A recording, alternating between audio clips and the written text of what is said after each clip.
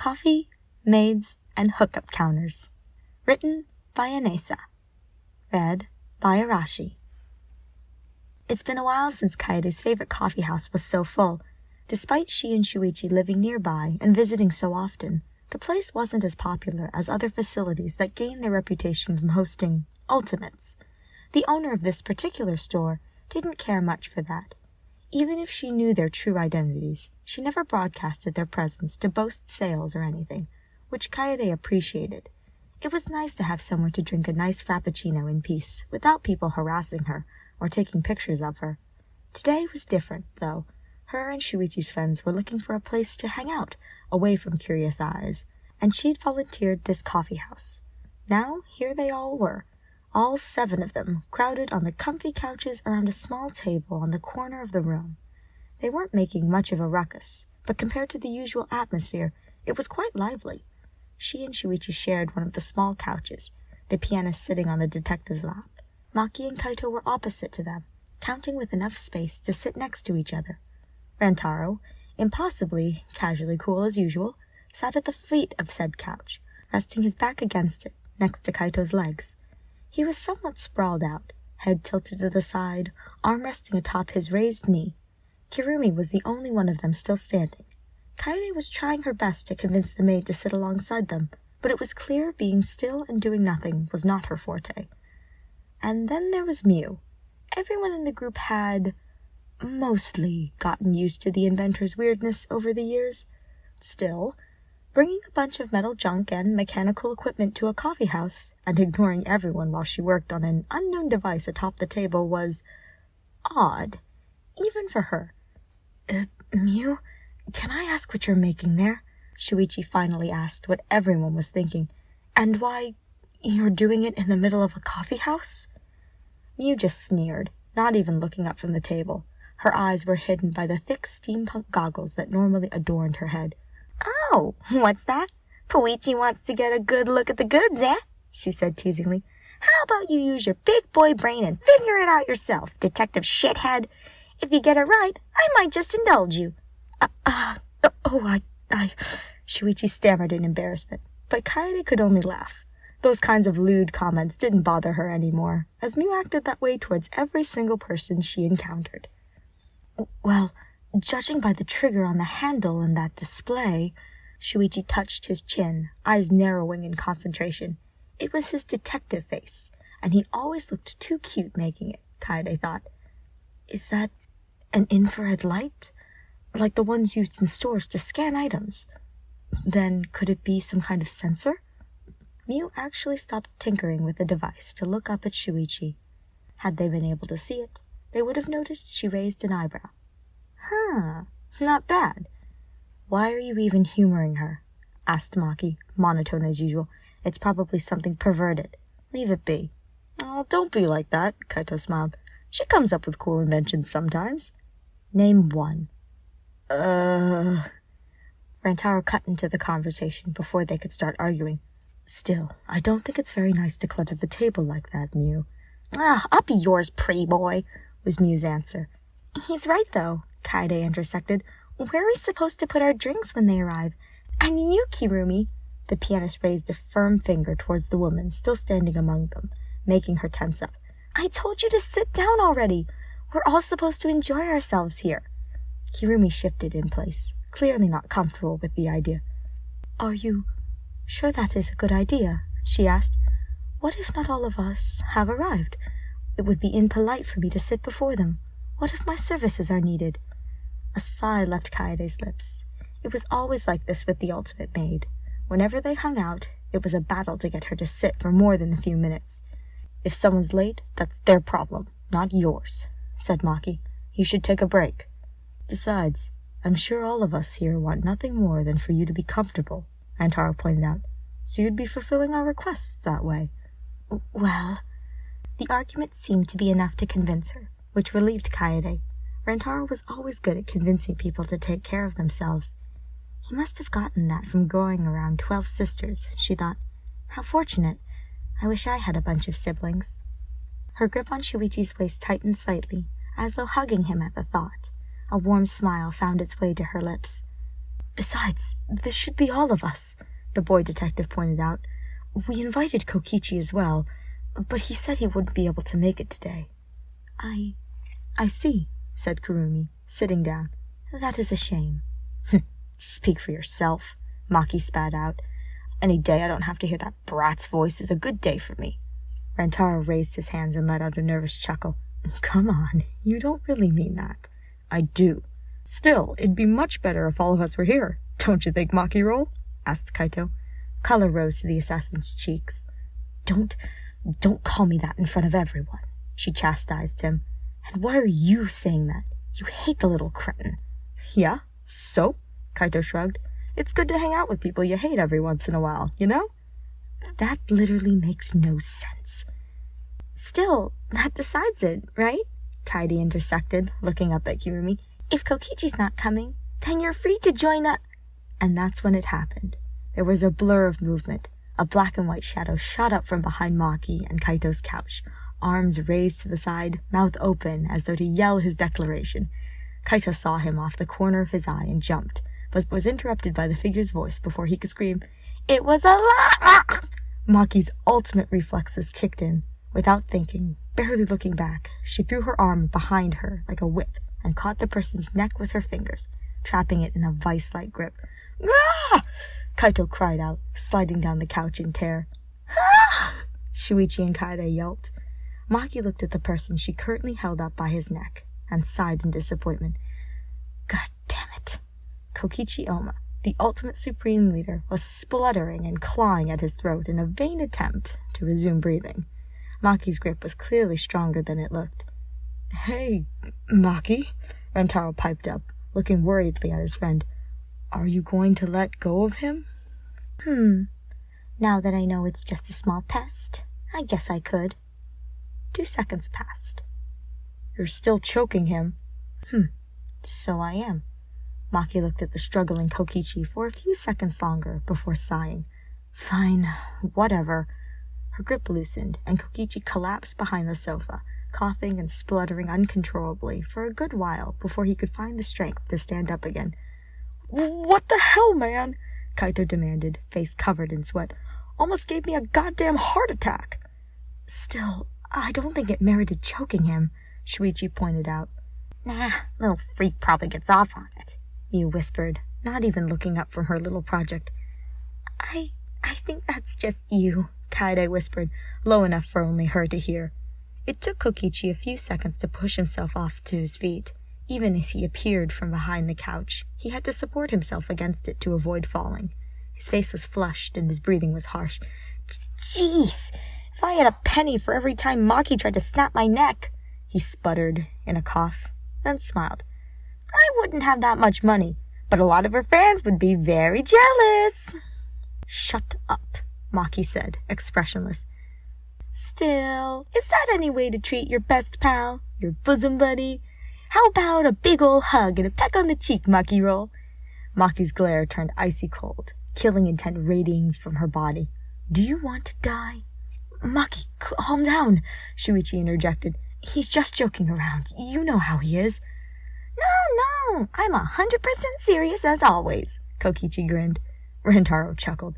"Well, you must be all right if you can tease Maki like that. That's a relief." Kaito, who'd fallen to the ground at the suddenness of Kokichi's appearance, finally pushed himself back up and sat on the couch, glaring daggers at him. "Fucking asshole, always messing around." He seemed to be trying to calm himself down. "I thought you told Kaede you wouldn't be coming today." Kokichi let out his usual nishishi laugh and threw his hands behind his head, grinning wildly. "Oh, did I say that? That was a lie. You know, one of those little old white lies that make you guys happy. I'd never skip a reunion with my best friends in the whole wide world." Everyone's reactions became apparent quickly. "I am not happy," whispered Maki. "Goddamn asshole," Kaito coughed. "Fucking piss-faced rat boy," Miu finished. Kokichi tilted his head to the side and snickered. It's good to be appreciated." The couple on the other side of the table just looked on and sighed in unison. Regardless, Kaede was happy Kokichi could make it. As fond as he was of causing mayhem, it felt like something was missing from the group without him. She looked towards Kurumi, still standing like a statue amidst them.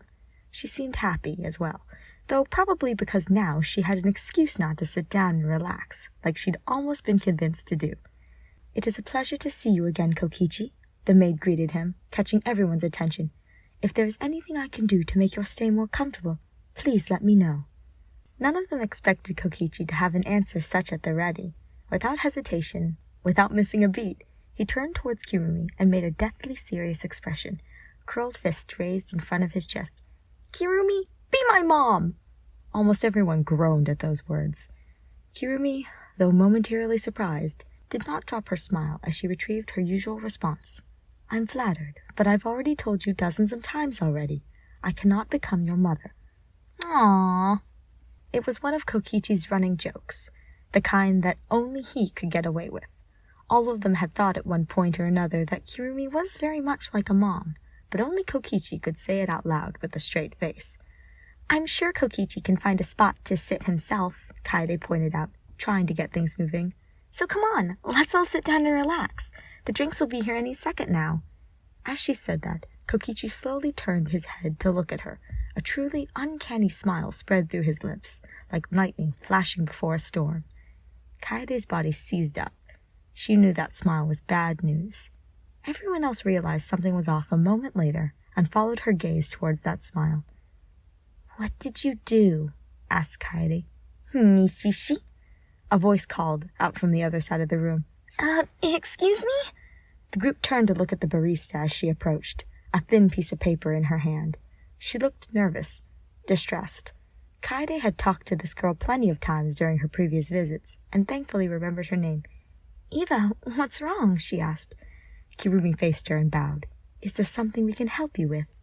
"Right, yes, She looked down at the ticket in her hands and narrowed her eyes, as though wanting to make sure she hadn't read it wrong all the previous times. "This was all of your orders, right?" she asked. "Sorry, it's just none of these are on our menu, nor do they make much sense." "What?" Shuichi said. "But we only asked for drinks that were on the menu." I'm sorry, but this is the only ticket I saw," said the girl. "It has all your names on it. It says..." She gulped and started reading. "Debussy special for Kaede Akamatsu, and a Bloody Mary for Maki Harukawa, a glass of avocado juice for Rantaro Mami, a Psycho Taxi for Shuichi Saihara, a Nebula Cosmo for Kaito Momota, seriously? A glass of raw sewage for Miuruma, and for Kokichi Oma, a glass of Kirumi Tojo's Eva's words seized up, and her face went beet red. "Oh, wow, I don't think I'm allowed to say that at work." Every head in the room turned towards the short man standing behind the couch, holding the back of his head and grinning mischievously. "Well, fuck you too," Mew cried out. "Can I strangle him again?" Maki asked. "I don't think that's necessary," Rantaro said, showing her a nervous smile. Damn it, Kokichi," Kaede shouted, pointing at the boy. "When did you even have time to switch the tickets? We never saw you come through the door." Kokichi shrugged and raised his palms to the side, smiling. "What's the fun in entering a building through the front door? That'd be like going to get ice cream and ordering a single scoop of vanilla." He looked down at the young couple. "Though I guess you and Shuichi would know all about vanilla already, eh?" "You little..." Kaede shut her mouth, unable to think of what to say. She felt redness rise to her face. Shuichi, however, seemed too intrigued by the mystery of Kokichi's prank to be embarrassed. He held his chin and looked to the side again, thinking, "I theorize he must have used the employer's exit in the back while Eva wasn't looking. I doubt they keep it locked during the day." Eva's face went pale. He did what?" Kaede sighed. It was just like him to make a scene like this. "Don't worry, Eva. He just does stuff like this sometimes," she reassured the poor girl. "I promise I'll scold him later." Kokichi pouted. "Aw, is Mom gonna put me in timeout?" "Well, I guess it's all right," Eva said, clearly not convinced. "So, want me to take your orders again?" "That will not be necessary." Kaede was about to recite everyone's orders again when Kirumi interrupted her. The maid walked over to Eva and bowed once more, lifting the hem of her skirt lightly with the tip of her fingers. Even in that position, she still towered over the poor barista. "You have worked so very hard, haven't you?" Kirumi asked. "I believe you've earned a rest, especially after having to deal with Kokichi's antics. Feel free to relax, and I shall take care of everything during my stay here." "What?" Eva stuttered, dumbfounded. I can't do that. You're a customer. Now, there's no need to push yourself." Kirumi placed a gentle hand on Eva's shoulder, exacerbating the red on the girl's cheeks. "I am more than trained to make use of these facilities," she whispered. "So please, use the rest of your shift to relax. It is my honor and duty to serve those in need." Okay. And just like that, the matter was settled. Eva shot Kaede a look that seemed to say, "Your friends are so weird," and headed for the back room. Kirumi turned to look at her friends and smiled politely. "I will get started on those drinks then," she said. "Excuse me, I will be back shortly." She then disappeared behind the cafe's counter, the sound of clinking glasses and the hum of the espresso machine soon filling the silence. Kokichi, of course, couldn't let their poor friend work in peace, so he immediately headed over to her, probably to make her work more difficult, or to make more jokes about her being his mom. Kaede sighed at the thought. "Well, so much for that, I guess. And I was so close to getting her to relax, too." Shuichi smiled. I think she genuinely enjoys doing this for all of us." "For some people, sitting is akin to torture," Maki pointed out. "Just let her be." "I guess I still would have liked her to—" "Eureka!" Miu suddenly slammed her fist against the table, startling everyone and making poor Kaito have another small heart attack. She stood up, holding the finished device in her hand. A proud look adorned her face, though it disappeared as soon as she realized all the hostile eyes set on her. What the hell are y'all looking at me like that for?" she asked, suddenly sheepish. And here I was gonna show you my new invention, you ungrateful worms." Kaede pouted. "Next time, don't shout so suddenly. Jeez." "Yeah," said Maki. "I'd appreciate it if you didn't scare my coward of a boyfriend into a heart attack." "Hey, come on. I wasn't scared," Kaito complained. "I just happened to cough. That's all." Miu smiled, then raised the scanner-like device and pointed it forward as she spoke. "Rejoice! I, the gorgeous girl genius, have come up with my greatest invention yet," she declared. "I call this baby the Hookup counter." Silence. Everyone blinked in unison, baffled. "Excuse me?" Maki frowned. "You heard that right," Miu yelled. "If I point this baby at someone, it tells me how many people they've fucked, or how many people have fucked them. Amazing, right?" "What?" Shuichi yelled, surprised. "How can it—" "There's no way it can do that," Kaede said, though she didn't sound as confident as she would have liked. "Anyways, don't you point it at— Too late, Kaede!" She and Shuichi had the sensor point at them before they could complain, and a second later there was a loud beep. Miu looked down at the screen and smiled. Kaede felt her heart tighten in her chest. "Are you kidding me?" Miu keeled over in laughter, holding her stomach with one hand as though it hurt. "And here I thought you two'd be the biggest virgins of them all. But I guess Kaede it's not the only one fingering round here, am I right? You two even have the same fucking number." Kaede's face went beet red, and Shuichi whimpered in embarrassment and unconsciously reached for a hat that was no longer there, an old habit of his. No one told Miu to cut it out, mostly because they couldn't deny they'd been curious to see if Miu's invention truly worked. As a silver lining, at least they'd soon be feeling the same embarrassment as Kaede, because Miu wasted no time in turning around and pointing the sensor at someone else. As soon as the device moved towards her, Maki's eyes went wide and deathly cold, but it was too late. "Don't you dare point!" The beep came. Miu looked at the screen once more and absolutely lost her shit. If they thought she'd laughed hard before, it was nothing compared to now. Maki, probably knowing what the screen said, glared daggers at the inventor, though the intensity of her gaze was somewhat diminished by the red all over her face. "Oh my god!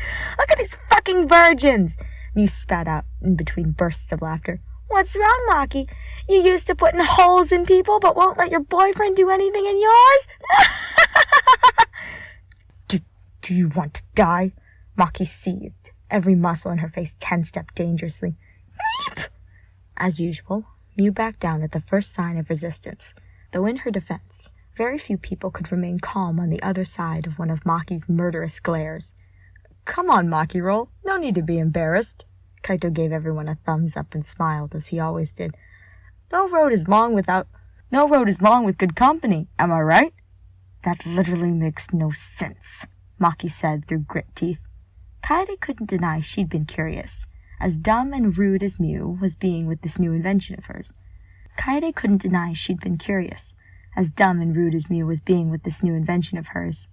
So the two of them hadn't yet. And to think they'd been dating for longer than she and Shuichi.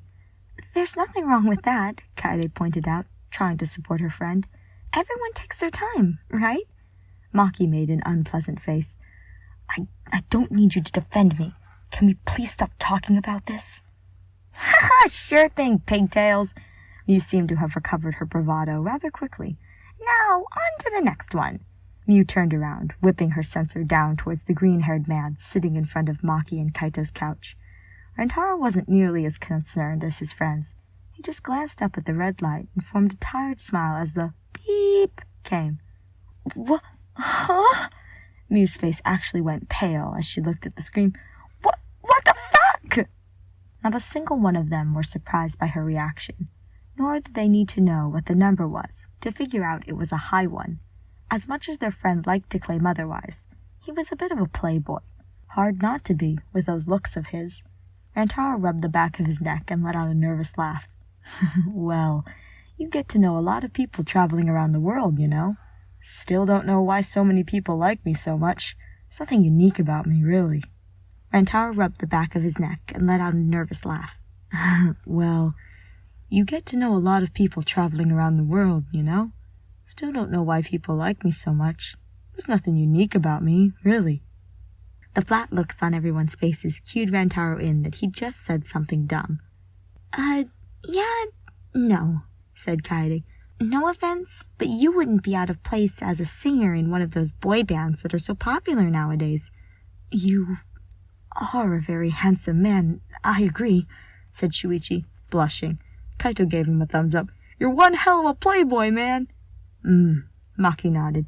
"You're not bad, I guess." "I wouldn't mind adding one more to this number, that's for sure," Mew chortled. "If you say so. Thanks, guys."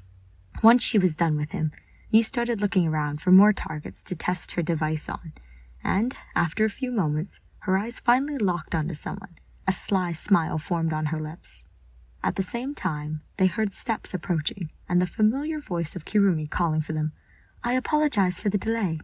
The maid approached with a bunch of different caffeinated drinks, accompanied by Kokichi. She placed them down on the table between them, then bowed.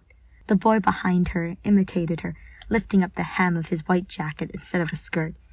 "Here are your drinks. I sincerely hope you enjoy them," she said. "Oh, thank you, Kirumi," said Kaede. "We..." "This is fucking perfect!" Everyone looked at Mew as she whipped out her device once more and started raising it towards Kirumi. "Let's see how nice and proper our favorite maid really is, okay?" There was a blur of movement, faster than the eye could follow. Even Maki was startled by it. Strong fingers gripped Mew's wrist out of nowhere, stopping her in place and preventing her from using the device. Mew found herself face to face with the ultimate maid, paralyzed and terrified by her icy glare. Everyone's breath caught in their throat. Even Maki, a trained assassin, felt a bead of sweat running down her face at the sight of those sharp eyes. "It is not polite to inquire on a lady's personal matters, Mew," she said. "I hope you are mindful enough to know at least that much, yes?" "Yes," Mew croaked, shrinking onto herself. "I'm sorry." "Good." Kirumi let go of her wrist, and just like that, the icy danger in her face disappeared, replaced by her usual polite expression. She took a step back and bowed once more. No one said anything. "Now, I'll take these platters back to the kitchen, if you'll excuse me," she said. "I will be back with snacks shortly." And she was gone. Kaede exchanged nervous glances with the rest of the group, unused to seeing their friend be that intense. Mew, however, had reacted differently. She hugged herself, skin flushed, legs shaking. That was a really strong grip. I can feel my thoughts racing. My creative juices are flying. Kaede and Shuichi looked at each other and sighed. This was about how they'd expected things to go, with all of them together. It was always the same with them, only the finer details changed. And though neither of them would admit it, they wouldn't change anything about it.